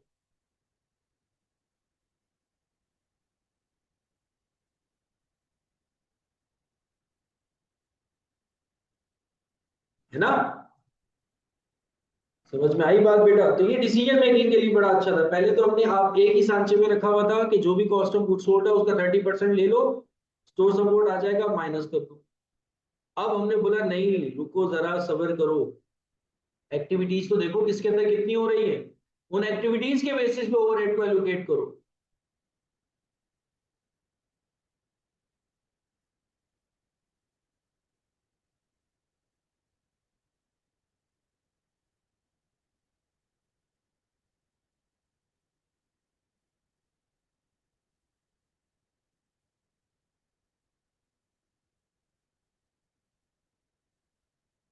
समझ में आ गया सबको बेटा। यहाँ तक मेरे बच्चों किसी का कोई सवाल हो, किसी का कोई शिकवा हो तो अब आप मुझसे कर सकते हो। ये हमने क्वेश्चन नंबर 1 पढ़ा है। आज जस्ट समझो कि एक इंट्रोडक्शन की क्लास थी हमारी। कल की क्लास में हम थोड़ा सा और आगे, कल की क्लास में हम तेजी से चलेंगे, ठीक है। आज जस्ट ये था कि अंडरस्टैंडिंग आप लोगों की डेवलप हो जाए, मेरे साथ पता लग जाए कि कि आप लोगों को मेरा कितना समझ में आ रहा है कि सर किस तरह से पढ़ा रहे हैं। अगर अच्छा समझ में आ रहा हो, अगर अच्छा आप लोगों को लगा हो मेरा पढ़ाना, तो बेटा प्रमोट लाजमी कीजिएगा। ठीक है, प्रमोट लाजमी कीजिएगा। ये जितने भी स्टूडेंट्स हैं ये सारे एक दूसरे को प्रमोट करके हुए आए हो तो। ठीक है जी, बहुत बहुत शुक्रिया आपका। तो इसका पीडीएफ मैं आप लोगों के साथ क्लास के बाद शेयर कर रहा हूँ। ठीक है, इंशाल्लाह ताला अब आप लोगों के साथ कल मुलाकात होती है। और कल की क्लास बड़ी इंपॉर्टेंट होगी, कल की क्लास लाजमी लीजिएगा। कल हम कुछ पास पेपर्स के क्वेश्चंस भी सॉल्व करेंगे। ठीक है, कल की क्लास में आज समझो कि आप लोगों की मैंने बेस बना दी है अल्हम्दुलिल्लाह। इसी क्वेश्चन को एक दफा प्रैक्टिस लाजमी कर लीजिएगा। जी बेटा, इंशाल्लाह ताला देखो अब फैब की बच्चों बच्चे कह रहे हैं ना सर हमने फैब के लिए पेपर की जो है वो तैयारी करनी है। मेरा बेटा, अब मैं क्या करूंगा आप लोगों के साथ कि कुछ चैप्टर्स जो है ना वो आप लोगों के साथ में रिकॉर्डिंग चलाऊंगा और कुछ चैप्टर्स जो है ना वो मैं आप लोगों के साथ लाइव क्लास में। ठीक है, मतलब देखो कुछ चैप्टर्स ऐसे हैं जिसके ऊपर मेरे लेक्चर्स तो हैं, लेक्चर्स तो आप लोगों को कंप्लीट मिल जाएंगे, लेकिन मैं उन लेक्चर्स से सेटिस्फाई नहीं हूँ। और वो एग्जाम में इम्पोर्टेंट भी हैं और उनका काफी बड़ा पोर्शन आ जाता है। तो उन चैप्टर्स के ऊपर मैं इस दफा फैब के अटेम्प्ट में क्या करूंगा, अपना फोकस करूंगा और मैं उन चैप्टर्स को सौ और डिटेल में पढ़ा दूँ। तो जो चैप्टर्स ऑलरेडी बहुत अच्छे बने हुए हैं उनकी मैं रिकॉर्डिंग आप लोगों के साथ शेयर करूँ। ठीक है, एबीसी कॉस्टिंग पहला चैप्टर आसान है तो ये मैं हमेशा शुरू करता हूँ। इसके बाद जो है मैं डिफिकल्ट जो चैप्टर्स हैं उन्हीं को स्टार्ट करूंगा, जैसे कि आपका जो है वो बजटिंग हो गया, फोरकास्टिंग हो गया, और आपका जो है इन्वेस्टमेंट अप्रेजल से बहुत आता है, इन्वेस्टमेंट अप्रेजल से बहुत आता है। और मेरे लेक्चर्स इतने अच्छे नहीं है इन्वेस्टमेंट अप्रेजल, है तो सही जितना नॉर्मली टीचर्स पढ़ाते हैं उतना ही है, लेकिन थोड़ा डीप में जा करके मैं उनको पढ़ाना चाह रहा हूँ। इसके बाद में इन्वेस्टमेंट अप्रेजल वाला चैप्टर स्टार्ट करूँ, तो इस तरीके से बाकी कुछ आप लोग रिकॉर्डिंग देखना और कुछ आप लोग लाइव क्लास लेते रहना। जब आप लोग ड्राइव पर ऐड हो जाओगे तो आपको पहले दिन ही तमाम रिकॉर्डिंग मिल जाएगी, पहले दिन ही तमाम चैप्टर्स की ऑलमोस्ट रिकॉर्डिंग मिल जाएगी, 90 to 95% रिकॉर्डिंग मिल जाएगी। लाइव क्लास आप लोगों की रेगुलर होती रहेगी, इसमें जितना हम लोग पढ़ सके लाइव क्लासेस में वो पढ़ लेंगे, जो नहीं पढ़ सके बेटा वो आप लोग रिकॉर्डिंग में कवर कर लें। और दूसरी बात ये कि जो बच्चे फेब तक अटेम्प्ट दे रहे हैं तो उनको कुछ ना कुछ रिकॉर्डिंग पढ़ लेनी पड़ेगी, लेकिन जो बच्चे फेब की अटेम्प्ट नहीं दे रहे वो आगे की अटेम्प्ट दे रहे हैं तो मेरे बच्चों उनको मैं पूरा लाइव क्लास में पढ़ाऊंगा। ठीक है, वो बेफिक्र है, उनको मैं पूरा लाइव क्लास में पढ़ाऊंगा।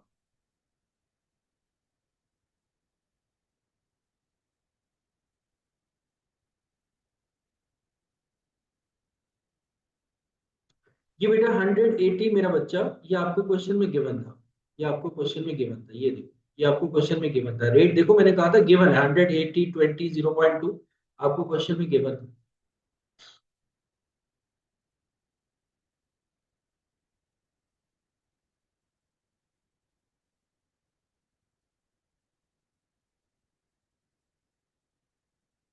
मतलब सारी चीजें कर दी थी, बस आपको जस्ट एलोकेशन करनी थी।